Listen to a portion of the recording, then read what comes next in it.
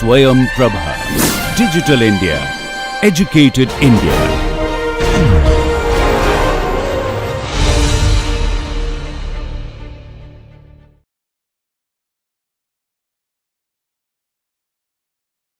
நமஸ்தே.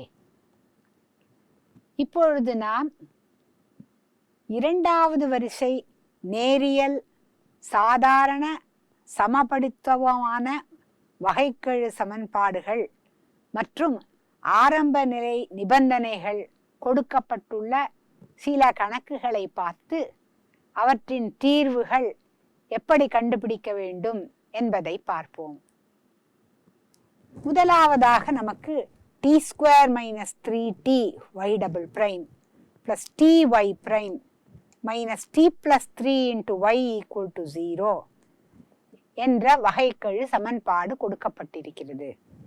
மற்றும் ஆரம்ப நிலை நிபந்தனைகளும் கொடுக்கப்பட்டிருக்கின்றன. நம்மிடம் கேட்கப்பட்ட கேள்வி, இந்த ஆரம்ப நிலை சிக்கலின் தீர்வு உறுதியாக இருக்கும் ஒரு நீண்ட இடைவெளியை கண்டறிய வேண்டும் என்பதாகும். அதாவது இந்த கணக்கு existence and uniqueness of solution of the given differential equation ஐ பற்றியது.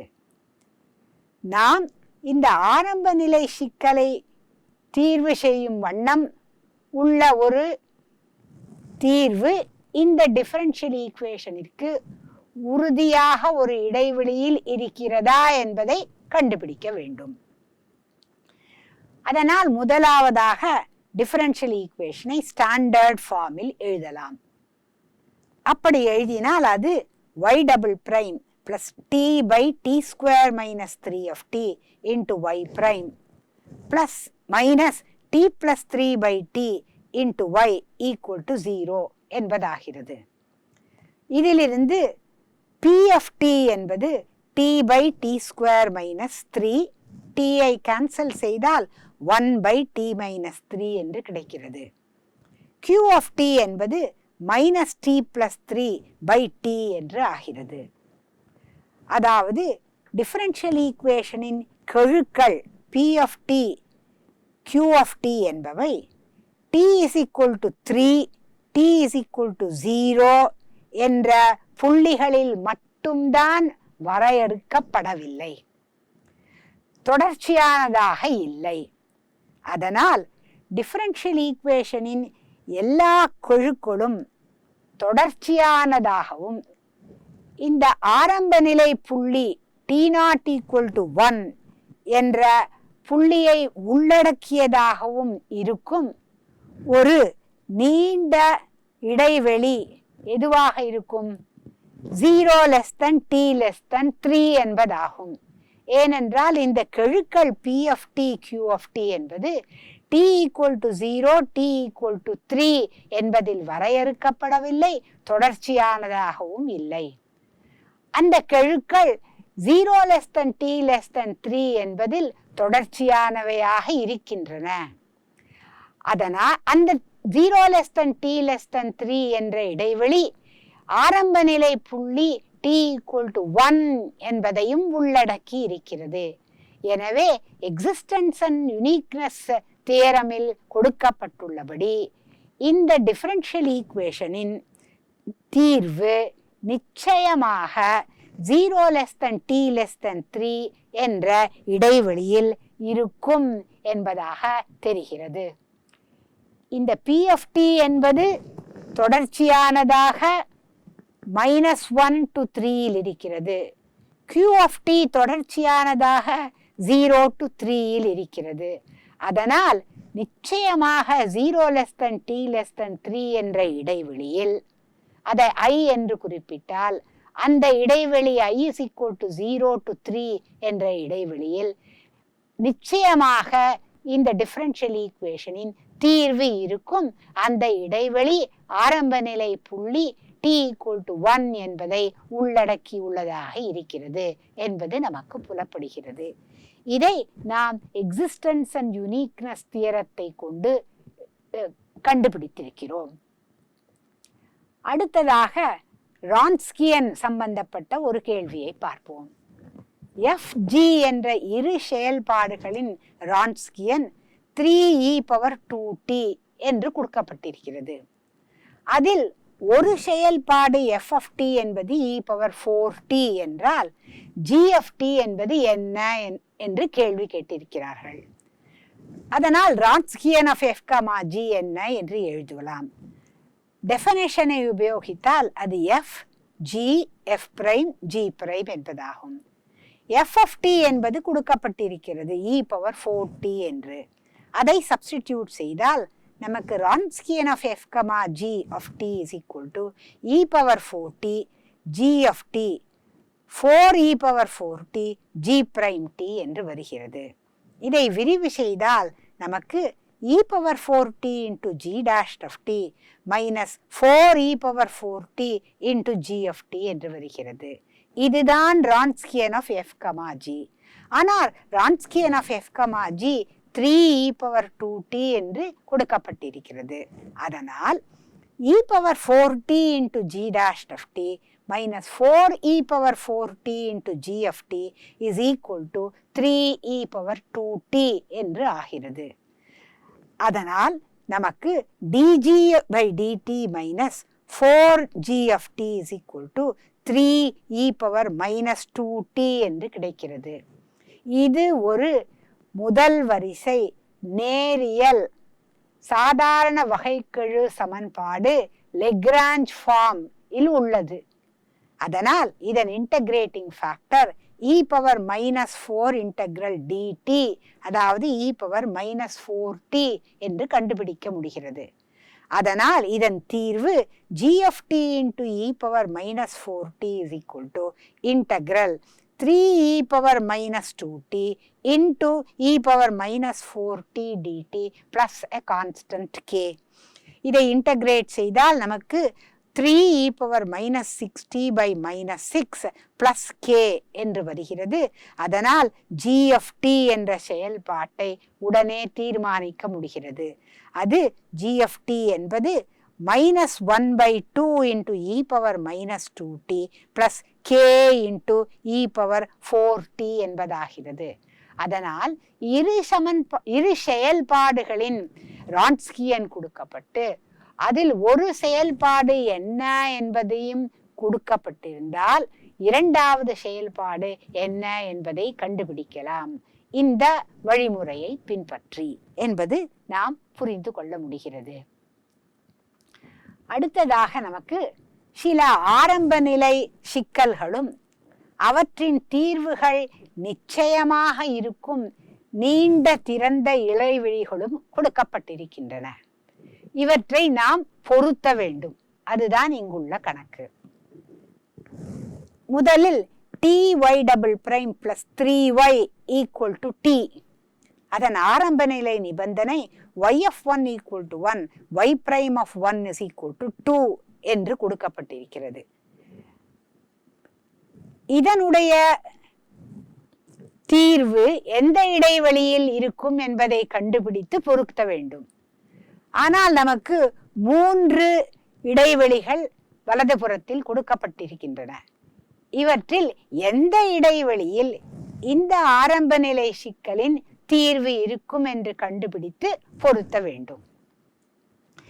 இந்த டிஃபரன்ஷியல் ஈக்குவேஷனை ஸ்டாண்டர்ட் ஃபார்மில் எழுதலாம். அப்பொழுது நமக்கு y' plus 3/ty equal to 1 என்று வரும். ஆரம்ப நிலை நிபந்தனை y of 1 equal to 1, y prime of 1 equal to t என்று ஆகிறது.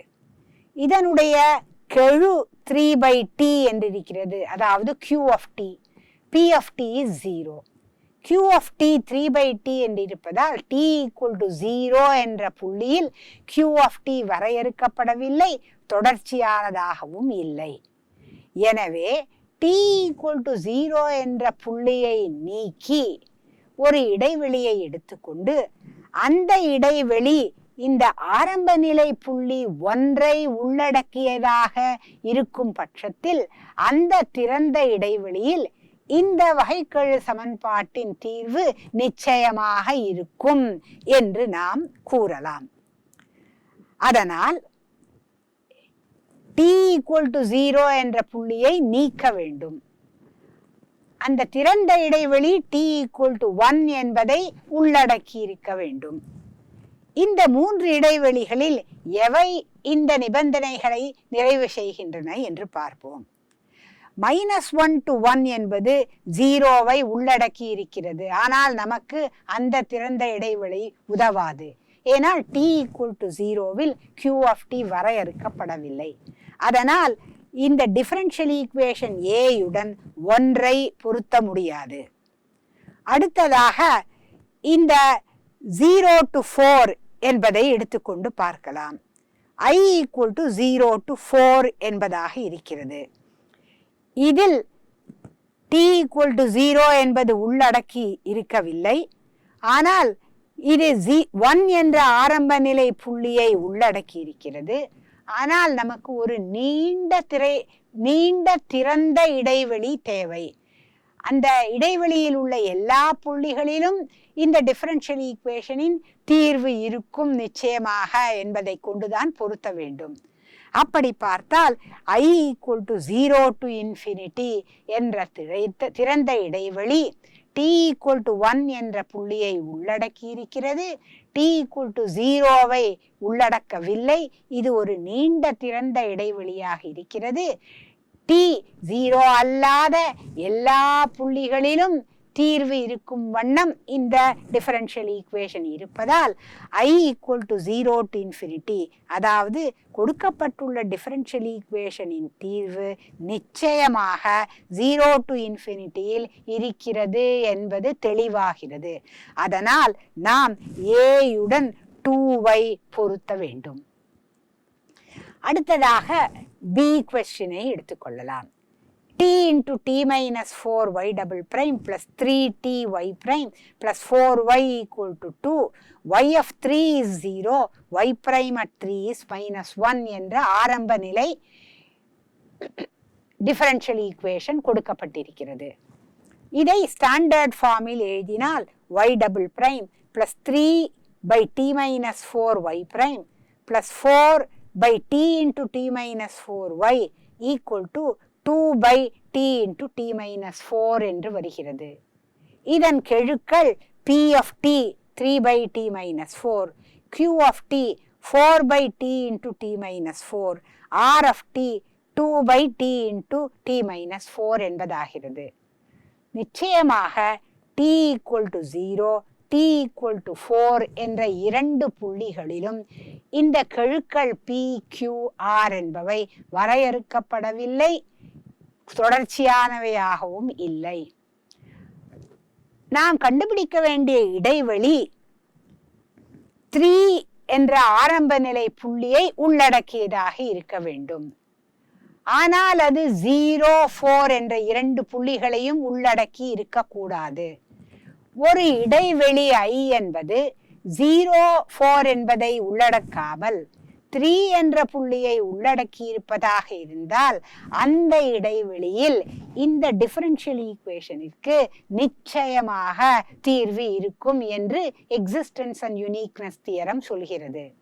அதனால் இங்கு கொடுக்கப்பட்டுள்ள 3 இன்டர்வெலையும் பார்த்தால் I = 0 to 4 என்பது இந்த B கணக்குக்கு பொருத்தமான இடைவெளியாக இருக்கிறது. அதனால் B உடன் இந்த 3ஐ பொருத்துவோம். அதாவது Bக்கு ஆன்சர் I = 0 to 4 என்ற திறந்த இடைவெளி. அதனால் நேராகவே சொல்லிவிடலாம் Cக்கு ஆன்சர் -1 to 1 என்று. ஆனாலும் கண்டுபிடிக்கலாம். இந்த C டிஃபரன்ஷியல் ஈக்குவேஷனை ஸ்டாண்டர்ட் ஃபார்மில் எழுதலாம். அதனுடைய P of x என்பது -2x/1 - x² என்றாகும். Q of x என்பது இந்த alpha × alpha + 1 + μ² / 1 - x² divided by 1 - x² என்று வரும். அதனால் தெரிகிறது x = ±1 என்ற இரு புள்ளிகளிலும் இந்த சமன்பாட்டின் கெழுக்கள் வரையறுக்கப்படவில்லை, தொடர்ச்சியானதாகவும் இல்லை. அதனால் -1 + 1 என்ற புள்ளிகளை நீக்கிய இடைவெளி வேண்டும்.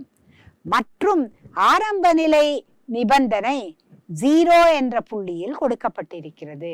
எனவே -1 1 என்ற புள்ளிகளை நீக்கிய இடைவெளி, ஆனால் 0 என்ற புள்ளியை உள்ளடக்கிய இடைவெளியில் இந்த டிஃபரன்ஷியல் ஈக்குவேஷன் Cக்கு நிச்சயமாக தீர்வு இருக்கும் என்பதை எக்ஸிஸ்டன்ஸ் அண்ட் யூனிக்னஸ் தியரம் சொல்கிறது. அதனால் I is equal to -1 to 1, அதாவது C என்பதை 1 என்ற ஆன்சருடன் நாம் பொருத்தம் செய்யலாம். அடுத்ததாக நமக்கு மற்றொரு கணக்கு ரான்ஸ்கியனை தொடர்பு கொண்டதாக கொடுக்கப்பட்டிருக்கிறது. FG என்ற இரு செயல்பாடுகளின் ரான்ஸ்கியன் t cos t minus sin t என்பதாகும். U என்ற செயல்பாடு f plus 3g, V என்ற செயல்பாடு f minus g என்று இருக்கிறது என்றால் uv என்ற இரு செயல்பாடுகளின் ரான்ஸ்கியனை கண்டுபிடி என்று கேள்வி கொடுக்கப்பட்டிருக்கிறது. அதனால் w of uv என்ன என்று பார்ப்போம். அது determinant uv u prime v prime. u is f plus 3g, v f minus g, u prime f prime plus 3g prime, v prime f prime minus g prime. இதை விரிவு செய்தால் நமக்கு f plus 3g into f prime minus g prime minus f minus g into f prime plus 3g prime என்று வருகிறது. இதை மேலும் நாம் simplify செய்தால் நமக்கு -3 into fg prime minus gf prime minus of fg prime minus gf prime என்று வருகிறது. முதல் டேர்மை நாம் -3 fg f prime g prime determinant என்று எழுதலாம். இரண்டாவது டேர்மை நாம் determinant fg f prime g prime என்று எழுதலாம். அதனால் முதல் டேர்ம் -3 into ரான்ஸ்கியன் ஆஃப் fg என்று ஆகிறது. இரண்டாவது டேர்ம் மைனஸ் ரான்ஸ்கியன் ஆஃப் fg என்று ஆகிறது. அதனால் நமக்கு -4 times ரான்ஸ்கியன் ஆஃப் f, g என்று கிடைக்கிறது. ஆனால் ரான்ஸ்கியன் ஆஃப் f, g என்பது t cos t minus sin t என்று கொடுக்கப்பட்டிருக்கிறது. அதனால் ரான்ஸ்கியன் ஆஃப் u, v என்பது -4 times ரான்ஸ்கியன் ஆஃப் f, g ஆக இருப்பதால் ரான்ஸ்கியன் ஆஃப் u, v என்பது -4 into t cos t minus sin t என்பது ஆகிறது. இதில் நாம் ரான்ஸ்கியனுடைய டெஃபினிஷன்ஸை உபயோகப்படுத்தி ரான்ஸ்கியன் ஆஃப் u, v என்பது என்ன என்று கண்டுபிடித்திருக்கிறோம். மேலும் 2 கணக்குகள் ரான்ஸ்கியனை உபயோகப்படுத்தி கொடுக்கப்பட்டிருக்கின்றன. மேலே கொடுக்கப்பட்டுள்ள உதாரணங்களின் தீர்வு முறைகளை பின்பற்றி இந்த 2 கணக்குகளையும் நீங்கள் தீர்வு செய்யுங்கள். அடுத்ததாக நமக்கு கொடுக்கப்பட்டுள்ள கணக்கு y1 of t, y2 of t என்ற செயல்பாடுகள் கொடுக்கப்பட்டுள்ள வகைக்கெழு சமன்பாடுகளின் தீர்வுகளா என்று தீர்மானிக்க வேண்டும். மேலும் அவை அடிப்படை தீர்வுகளா என்றும் நாம் தீர்மானம் செய்ய வேண்டும். நமக்கு தெரியும், ஒரு செயல்பாடு ஒரு வகைக்கெழு சமன்பாட்டின் தீர்வாக எப்பொழுது இருக்கும்? அந்த செயல்பாடு அந்த வகைக்கெழு சமன்பாட்டை நிறைவு செய்ய வேண்டும். நமக்கு கொடுக்கப்பட்டுள்ள வகைக்கெழு சமன்பாடு y double prime minus 2y prime plus y equal to 0 என்பதாகும். நமக்கு y1 of t equal to e power t என்பது இதன் தீர்வா, y2 of t equal to t e power t என்பதும் இதன் தீர்வா என்று கண்டுபிடிக்க சொல்லியிருக்கிறார்கள். அதனால் நாம் இந்த டிஃபரன்ஷியல் ஈக்குவேஷனின் அமைப்பை பார்ப்போம். இது ஒரு சமபடித்தான நிலையான கெழுக்களை கொண்ட ஒரு இரண்டாவது வரிசை நேரியல் வகைக்கெழு சமன்பாடு. இதனுடைய தீர்வின் அமைப்பு y is equal to e power lambda t என்று இருக்கும். அதனால் நாம் இதை நிறைவு செய்ய வேண்டும் என்றால் ஒரு துணை சமன்பாட்டை கண்டுபிடிப்போம். அந்த துணை சமன்பாடு lambda square minus 2 lambda plus 1 = 0 என்பதாகும். அது lambda minus 1 the whole square என்பதாகும். எனவே லாம்டா = 1 என்பது ஒரு ரூட் ஆஃப் மல்டிப்ளிசிட்டி 2. அதாவது 1 1 என்று 2 மூலங்களும் மெய்யெண்களாக உள்ளன, சமமானவைகளாக உள்ளன. அதனால் அந்த தீர்வுகளின் அமைப்பு y1 = e⁻t, y2 = t⁻t என்ற அமைப்பில் இருக்கும். அதுதான் இங்கே கொடுக்கப்பட்டிருக்கின்றன. அதனால் நாம் என்ன முடிவு செய்யலாம்? கொடுக்கப்பட்ட ஸ்டேட்மெண்ட் சரியான ஸ்டேட்மெண்ட். ஆமாம், y1 y2 என்பது கொடுக்கப்பட்டுள்ளன. அவை இந்த வகைக்கெழு சமன்பாட்டின் தீர்வுகள் தான் என்று முடிவு செய்யலாம். இம்மாதிரியாக வழியை பின்பற்றியும் கண்டுபிடிக்கலாம், அல்லது நாம் வேறு வழியாகவும் கண்டுபிடிக்கலாம். y1 = e⁻t, y2 = t⁻t என்பது தீர்வுகள் என்றால் நாம் டிஃபரன்ஷியல் ஈக்குவேஷனை கண்டுபிடிக்க முடியும். எப்படி? அந்த துணை சமன்பாட்டின் மூலங்கள் 1 என்றும் இருக்க வேண்டும். ஏனென்றால் தீர்வுகள் e⁻t, t⁻t என்று கொடுக்கப்பட்டிருக்கிறது. எனவே துணை சமன்பாட்டின் தீர்வுகள் ரூட் ஆஃப் மல்டிப்ளிசிட்டி 2 உடையதாக இருக்கும். அதன் மதிப்பு 1 இருக்கும். அதனால் துணை சமன்பாடு lambda minus 1 the whole square என்பதாகும். தட் இஸ் ஈக்குவல் டு 0 என்பது சமன்பாடு. இதை விரிவுபடுத்தினால் நமக்கு lambda square minus 2 lambda plus 1 என்று ஈக்குவல் டு 0 என்று வரும். அதனால் அதனுடைய தொடர்புடைய வகைக்கெழு சமன்பாடு y" minus 2y' plus y = 0 என்பதாகும். அதுதான் இங்கே கொடுக்கப்பட்டிருக்கிறது. அதனால் இந்த கொடுக்கப்பட்டுள்ள தீர்வுகள் இந்த டிஃபரன்ஷியல் ஈக்குவேஷன் தீர்வுகளாக நிச்சயமாக இருக்கும் என்று நாம் முடிவு செய்யலாம். இப்பொழுது இரண்டாவது கணக்கை எடுத்துக்கொள்ளலாம். இப்பொழுது y1 of x is equal to x, y2 of x is equal to sin x என்பது இந்த டிஃபரன்ஷியல் ஈக்குவேஷனின் தீர்வா என்று பார்க்க வேண்டும். இதுவரை நாம் இதை பார்த்தால் இதனுடைய கெழுக்கள் x-ஐ சார்ந்து இருக்கின்றன. ஆனால் ஆய்லர்-கோஷி டிஃபரன்ஷியல் ஈக்குவேஷனாக இல்லை. அதனால் நாம் இவை இரண்டும் இதனுடைய தீர்வுகளா என்று கண்டுபிடிக்க வேண்டும் என்றால் இந்த தீர்வுகள் அல்லது இந்த செயல்பாடுகள் இந்த வகைக்கெழு சமன்பாட்டை நிறைவு செய்கின்றதா என்று பார்த்தால் போதும். அதனால் y1 of x is equal to x என்று எடுத்துக்கொண்டு கண்டுபிடிக்கலாம். y1 of x is equal to x என்று இருந்தால் y1' is equal to 1, y1" will be 0. முதல் டேர்ம் 0 ஆகிவிடும்.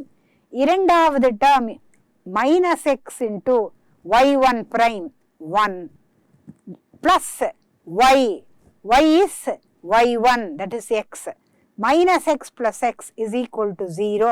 அதனால் y1 of x is equal to x என்பது தீர்வு என்பது நிச்சயமாக தெரிகிறது.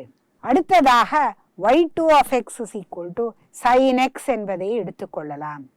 அப்பொழுது y2' cos x ஆகும், y2" மைனஸ் sin x என்பது ஆகும். இதை கொண்டு இந்த டிஃபரன்ஷியல் ஈக்குவேஷனில் சப்ஸ்டிடியூட் செய்தால் நமக்கு 1 minus x into cot x multiplied by y2" அதாவது minus sin x minus x into y2' அதாவது cos x plus y அதாவது sin x என்னவாகிறது என்று பார்ப்போம். 1 into minus sin x is minus sin x. Minus x cot x into minus sin x will be plus x into cos x by sin x into sin x. அதனால் x into cos x என்று வரும். அடுத்த term minus x into cos x என்பதாகும். கடைசி term plus sine x என்பதாக இருக்கும். இது cancel ஆகி நமக்கு 0 என்று வருகிறது. இதிலிருந்து y2 of x is equal to sin x என்பதும் இதன் தீர்வு என்பது நிச்சயமாகிறது. அதனால் கொடுக்கப்பட்டுள்ள டிஃபரன்ஷியல் ஈக்குவேஷனின் தீர்வுகள் y1 of x, y2 of x, y1 of x என்பது x, y2 of x is equal to sin x என்பது நிச்சயம் ஆகிறது. இப்பொழுது நமக்கு சில நேரியல் இரண்டாவது வரிசை நிலையான மாறிலிகளை கெழுக்களாக கொண்ட சமபடித்துவமான சாதாரண வகைக்கெழு சமன்பாடுகளின் தீர்வுகளின் தொடர்புடைய துணை இருபடி சமன்பாட்டின் மூலங்கள் கொடுக்கப்பட்டிருக்கின்றன. அதாவது λ1 λ2 என்ற மூலங்கள் கொடுக்கப்பட்டிருக்கின்றன. இதை கொண்டு இவற்றுடன் தொடர்புடைய சாதாரண வகைக்கெழு சமன்பாடும் கொடுக்கப்பட்டிருக்கிறது. ஆனால் பொருத்தமில்லாமல் கொடுக்கப்பட்டிருக்கின்றன. இப்பொழுது இதை பொருத்துக என்பதுதான் நமக்கு கொடுக்கப்பட்டுள்ள கணக்கு. ஒரு சில கணக்குகளை எடுத்துக்கொண்டு பார்ப்போம். மற்றவற்றை நீங்களே முயற்சி செய்து பொருத்த பாருங்கள். முதலாவதாக A கணக்கை எடுத்துக்கொள்வோம். λ1 λ2 என்ற இரண்டு மூலங்கள் கொடுக்கப்பட்டிருக்கின்றன. அவை -2 -3 என்பதாகிறது. அதனால் அதற்கு தொடர்புடைய துணை சமன்பாடு λ+2 என்ற காரணியையும் λ+3 என்ற காரணியையும் கொண்டிருக்கும். λ+2 × λ+3 = 0 என்பதுதான் துணை சமன்பாடாக இருக்கும். அதாவது λ² + 2λ + 3λ 5λ + 2 × 3 6 = 0 என்பதுதான் துணை சமன்பாடாக இருக்கும். இவற்றிற்கு தான் மூலங்கள் -2 -3 என்பதாகும். துணை சமன்பாடு கிடைத்துவிட்டால் நாம் இந்த டிஃபரன்ஷியல் ஈக்குவேஷனை எழுத முடியும். ஏன்? இங்கு கொடுத்திருக்கிறது டிஃபரன்ஷியல் ஈக்குவேஷன் இரண்டாவது வரிசை டிஃபரன்ஷியல் ஈக்குவேஷன் நிலையான மாறிலிகளை கெழுக்களாக உடையன, சமபடித்துவமான சாதாரண வகைக்கெழு சமன்பாடு என்று. அதனால் அந்த டிஃபரன்ஷியல் ஈக்குவேஷனின் தீர்வு e⁴x என்ற அமைப்பில் இருக்கும். லாம்டா மதிப்புகள் தான் -2 -3 என்று கொடுக்கப்பட்டிருக்கின்றன. எனவே அதற்கு தொடர்புடைய டிஃபரன்ஷியல் ஈக்குவேஷன் என்பது y" + 5y' + 6y = 0 என்பதாக இருக்கும் என்று தெரிகிறது. இந்த டிஃபரன்ஷியல் ஈக்குவேஷன் எங்கே கொடுக்கப்பட்டிருக்கிறது என்று பார்த்தால் 3இல் கொடுக்கப்பட்டிருக்கிறது. அதனால் நாம் உடனடியாக A என்ற இடது கை பக்கத்தில் கொடுக்கப்பட்டுள்ள மூலங்களின் தொடர்புடையதான டிஃபரன்ஷியல் ஈக்குவேஷன் 3 என்பதாகும் என்று தீர்மானம் செய்யலாம். புரிந்திருக்கும் என்று நினைக்கிறேன். மற்றொரு உதாரணத்தை எடுத்துக்கொள்ளலாம். நான் கலப்பெண்கள் மூலங்களாக கொடுக்கப்பட்ட இந்த உதாரணத்தை எடுத்துக்கொள்கிறேன். λ1 = 3i, λ2 = -3i என்ற இரண்டு கலப்பெண்கள் மூலங்களாக கொடுக்கப்பட்டிருக்கின்றன. நமக்கு தெரியும் கலப்பெண்கள் ஜோடியாக தான் வரும். இதில் ரியல் பார்ட் 0வாக இருக்கிறது. அதனால் 0 + 3i 0 -3i என்பது இரண்டு மூலங்களாக இருக்கின்றன. நியூ + iω என்பது கலப்பெண் மூலமாக இருந்தால் தீர்வின் அமைப்பு e⁻ × a cos ωx + b sin ωx என்பதாக இருக்கும். அதனால் இங்கே கொடுக்கப்பட்டுள்ள இந்த மூலங்களை கொண்டு சமன்பாட்டின் தீர்வுகள் cos 3x and sin 3x ஆக இருக்கும் என்பது தெரிகிறது. மற்றும் அந்த துணை சமன்பாட்டின் காரணிகள் λ -3i × λ +3i ஆக இருக்கும். இதை எழுதினால் நமக்கு λ² -3i × 3i that is minus 9i square that is plus 9 equal to 0 என்பதாகும். அதிலிருந்து நாம் டிஃபரன்ஷியல் ஈக்குவேஷனை எழுதி விடலாம். என்றால் இங்கே கொடுத்திருக்கிறார்கள் இரண்டாவது வரிசை வகைக்கெழு சமன்பாடு, அது நிலையான மாறிலிகளை உடையது, அது சமபடித்துவமான சாதாரண வகைக்கெழு சமன்பாடு என்று. அதனால் இந்த டிஃபரன்ஷியல் ஈக்குவேஷனின் அமைப்பு y double prime plus 9y என்று இருக்கும். இது எங்கே கொடுக்கப்பட்டிருக்கிறது என்று பார்த்தால் இது 2வில் கொடுக்கப்பட்டிருக்கிறது. அதனால் இந்த d என்ற டிஃபரன்ஷியல் ஈக்குவேஷன், d என்று கொடுக்கப்பட்ட மூலங்கள் 2 என்று கொடுக்கப்பட்டுள்ள வகைக்கெழு சமன்பாட்டு உடன் தொடர்பு கொண்டதாக இருக்கிறது என்பது புலப்படுகிறது. இப்பொழுது நீங்கள் இந்த வழிமுறையை பின்பற்றி b and c என்ற இரண்டு கணக்குகளையும் தீர்வு செய்யுங்கள். நாம் அடுத்த கணக்கை எடுத்துக்கொள்ளலாம்.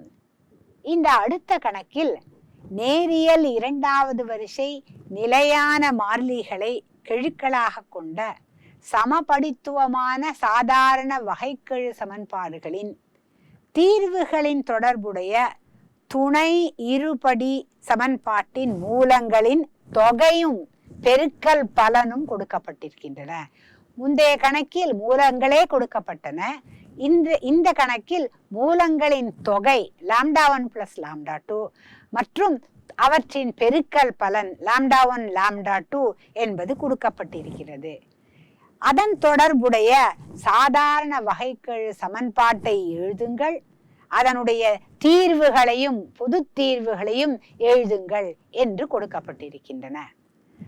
நமக்கு λ1 + λ2 -5, λ1 λ2 6 என்று கொடுத்தால் லாம்டா நிறைவு செய்யும் இருபடி சமன்பாட்டை உடனேயே எழுதிவிட முடியும். லாம்டா நிறைவு செய்வது இருபடி சமன்பாடு, ஏனென்றால் டிஃபரன்ஷியல் ஈக்குவேஷன் இரண்டாவது வரிசை சாதாரண வகைக்கெழு சமன்பாடு. அதனால் லாம்டா நிறைவு செய்யும் இருபடி சமன்பாட்டின் அமைப்பு எப்படி இருக்கும்? Lambda square, then minus sum of the roots of this சமன்பாடு. sum of the roots என்ன கொடுக்கப்பட்டிருக்கிறது? λ1 + λ2 is -5. so minus of -5 into lambda plus product of the roots. product of the roots என்ன கொடுத்திருக்கிறார்கள்? 6 என்று. so that is equal to 0 என்பதுதான் துணை சமன்பாடாக இருக்கும். அதாவது lambda square plus 5 lambda plus 6 equal to 0 என்பது துணை சமன்பாடு. இதிலிருந்து நாம் டிஃபரன்ஷியல் ஈக்குவேஷனை எழுதிவிடலாம். எந்த டிஃபரன்ஷியல் ஈக்குவேஷனுக்கு இது துணை சமன்பாடாக இருக்கும்? இரண்டாவது வரிசை வகைக்கெழு சமன்பாடு நிலையான கெழுக்கள் கொண்டது y double prime plus 5y prime plus 6y equal to 0 என்பது ஆகும். அதுதான் நீங்கள் இங்கே எழுத வேண்டும். y double prime plus 5y prime plus 6y equal to 0 என்பது தொடர்புடைய டிஃபரன்ஷியல் ஈக்குவேஷன். இதன் பொது தீர்வு என்ன என்று கேட்கிறார்கள். பொது தீர்வுக்கு நமக்கு மூலங்கள் தெரிய வேண்டும். sum of the roots λ1 + λ2 -5, product of the roots 6 என்று கொடுத்திருக்கிறார்கள். அதனால் இந்த lambda square plus 5 lambda plus 6 என்பதை நாம் இரண்டு காரணிகளின் பெருக்கல் பலனாக எழுதலாம். அதாவது lambda plus 2 into lambda plus 3 என்று எழுதினால் நமக்கு lambda square plus 5 lambda plus 6 equal to 0 என்று வருகிறது. அதனால் lambda 1 is equal to -2, lambda 2 equal to -3 இதன் இரண்டு மூலங்கள் என்று தெரிகின்றன. கூட்டி பாருங்கள், அதன் தொகை -5, அதுதான் இங்கே கொடுத்திருக்கிறார்கள். பெருக்கி பாருங்கள், அதன் ப்ராடக்ட் 6 என்று கொடுத்திருக்கிறார்கள், அதுதான் நமக்கும் வருகிறது. இரண்டு மூலங்களும் தெரிந்துவிட்டன. இது சாதாரண வகைக்கெழு சமன்பாடு நிலையான மாறிலிகளை கெழுக்களாக கொண்டது. அதனால் இதன் தீர்வு e⁻λx என்ற அமைப்பில் இருக்கும். λ1 -2 λ2 -3 என்பதால் இதன் பொது தீர்வு y is equal to a into e power minus 2x அல்லது 2t, எது இண்டிபெண்டன்ட் வேரியபிளோ அதை பொறுத்து நாம் தீர்வுகளை எழுத வேண்டும்.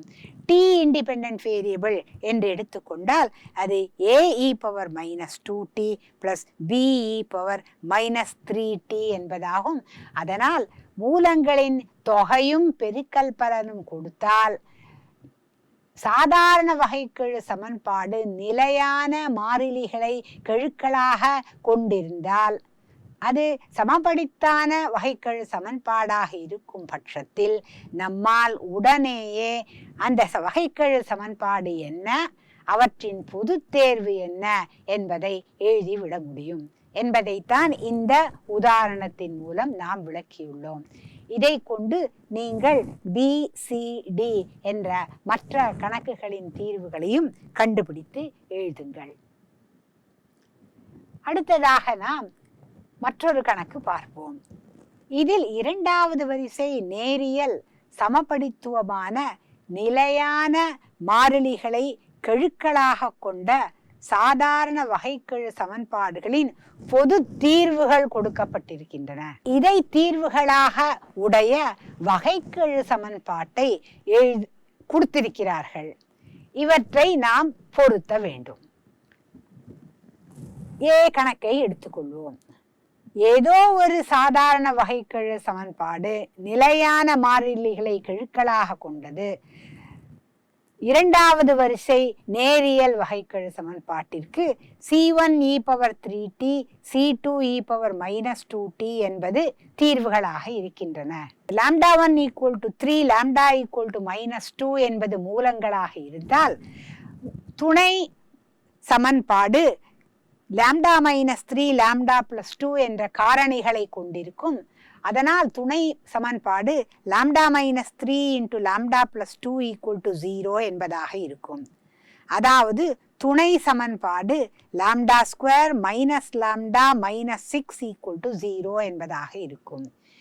இது துணை சமன்பாடாக இருக்க வேண்டும் என்றால் டிஃபரன்ஷியல் ஈக்குவேஷன் என்ன என்று நாம் பார்க்க வேண்டும். இங்கு கணக்கில் கொடுத்திருக்கிறார்கள் அந்த டிஃபரன்ஷியல் ஈக்குவேஷன் நிலையான மாறிலிகளை கெழுக்களாக கொண்டது. அது இரண்டாவது வரிசை நேரியல் வகைக்கெழு சமன்பாடு சமபடித்துவமான சமன்பாடு என்று கொடுக்கப்பட்டிருக்கிறது. அதனால் இதற்கு தொடர்புடைய டிஃபரன்ஷியல் ஈக்குவேஷனை நாம் எழுத வேண்டும். அது y double prime minus y prime minus 6 into y equal to 0 என்பதாக இருக்கும். இது எங்கிருக்கிறது என்று பார்த்தால் இங்கு 3இல் அந்த டிஃபரன்ஷியல் ஈக்குவேஷன் கொடுக்கப்பட்டிருக்கிறது. அதனால் நாம் a என்பதை இந்த 3உடன் பொருத்தலாம். இப்படியே நீங்கள் BC என்ற தீர்வுகளை எடுத்துக்கொண்டு 1, 2 என்பதில் எந்த டிஃபரன்ஷியல் ஈக்குவேஷனுடன் இவை பொருந்துகின்றன என்பதை பாருங்கள். அடுத்ததாக நாம் y double prime minus 2 alpha minus 3 into y prime plus alpha into alpha minus 3 into y equal to 0 என்ற டிஃபரன்ஷியல் ஈக்குவேஷனை எடுத்துக்கொள்ளலாம். கேள்வி: ஆல்பாவின் மதிப்பு என்னவாகவெல்லாம் இருந்தால் இந்த சாதாரண வகைக்கெழு சமன்பாட்டின் எல்லா தீர்வுகளும் பூஜ்யத்தை நெருங்கும் as t tends to infinity என்பது முதல் கேள்வி. மேலும் அனைத்து தீர்வுகளும் வரம்பரை அற்றவையாக அன்பவுண்டடாக இருக்கும் as t tends to infinity என்று இரண்டு கேள்விகளுக்கும் நாம் இப்பொழுது விடை கண்டுபிடிக்க வேண்டும். இந்த கொடுக்கப்பட்ட டிஃபரன்ஷியல் ஈக்குவேஷன் ஒரு நிலையான மாறிலிகளை கெழுக்களாக கொண்ட இரண்டாவது வரிசை சமபடித்துவமான சாதாரண வகைக்கெழு சமன்பாடு. இருபடி துணை சமன்பாட்டை எழுதுவோம். அது m square minus 2 alpha minus 3 into m plus alpha into alpha minus 3 equal to 0 என்பதாக இருக்கிறது. இதிலிருந்து நாம் m-இன் மதிப்பை கண்டுபிடிக்கலாம். நமக்கு ஆல்ஃபா அல்லது ஆல்ஃபா மைனஸ் 3 என்பது m-இன் மதிப்பாக கிடைக்கிறது. அதனால் இதனுடைய மூலங்கள் m is equal to alpha, m is equal to alpha minus 3 என்று ஆகிறது.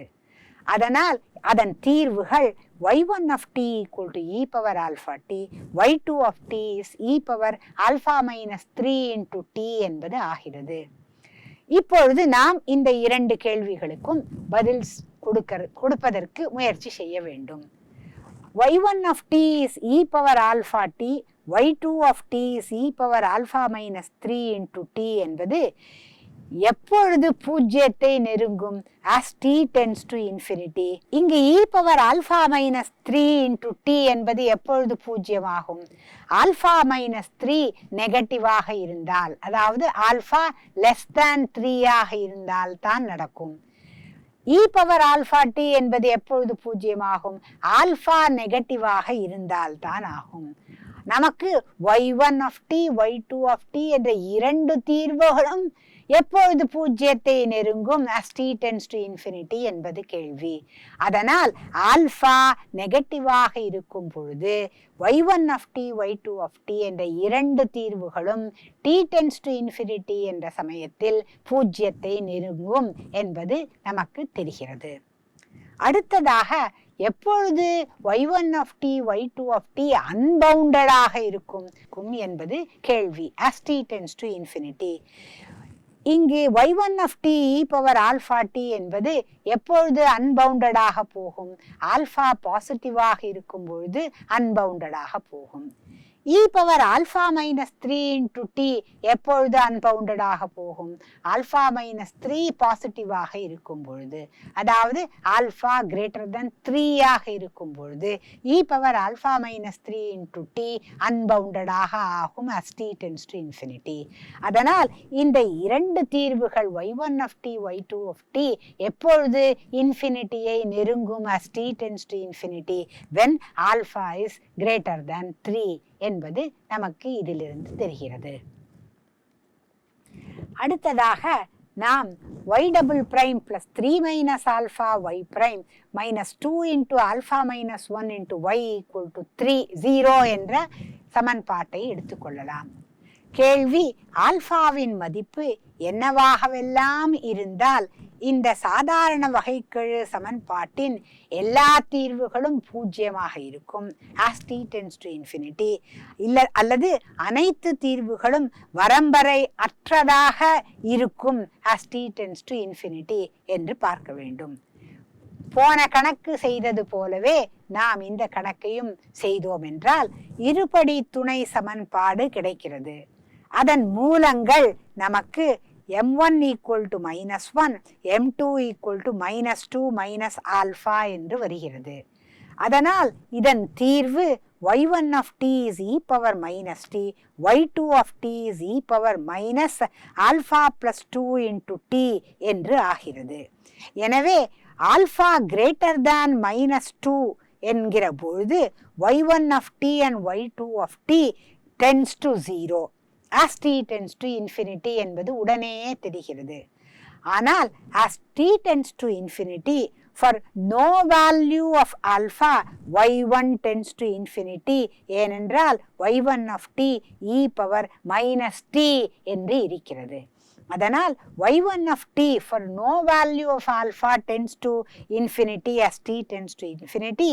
இதுவரை நாம் இரண்டாவது வரிசை வகைக்கெழு சமன்பாடுகளின் சில கணக்குகளை எடுத்துக்கொண்டு அவற்றின் தீர்வுகளை பற்றி கற்றுக்கொண்டோம்.